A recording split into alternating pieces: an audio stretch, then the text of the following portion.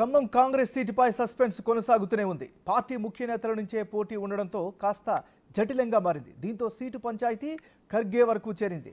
మొన్న కేసీ వేణుగోపాల్ హైదరాబాద్ వచ్చి చర్చలు జరిపినప్పటికీ కొలిక్కి వచ్చినట్లు లేదు. అందుకే సీటు గొడవ తేల్చే పనిని పార్టీ పెద్దయిన ఖర్గే తన భుజాలకెత్తుకున్నారు.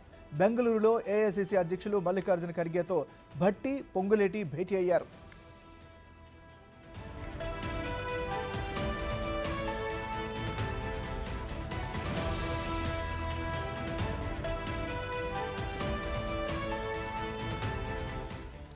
ఖమ్మం ఎంపీ సీటు పొంగులేటి వియ్యంకుడు రామసహాయం రఘురామరెడ్డికి దాదాపు ఖరారైనట్లు తెలుస్తోంది.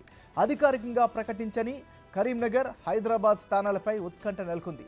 కరీంనగర్ కాంగ్రెస్ అభ్యర్థిగా వెలిచాల రాజేందర్ సైతం నామినేషన్ వేశారు. హైదరాబాద్ నుండి సమీరుల్లా ఖాన్కే ఇస్తారని ప్రచారం జరుగుతోంది. నామినేషన్ల గడువు రేపటితో ముగియనున్న నేపథ్యంలో ఈరోజు దాదాపు అభ్యర్థులను ప్రకటించే అవకాశాలు కనిపిస్తున్నాయి.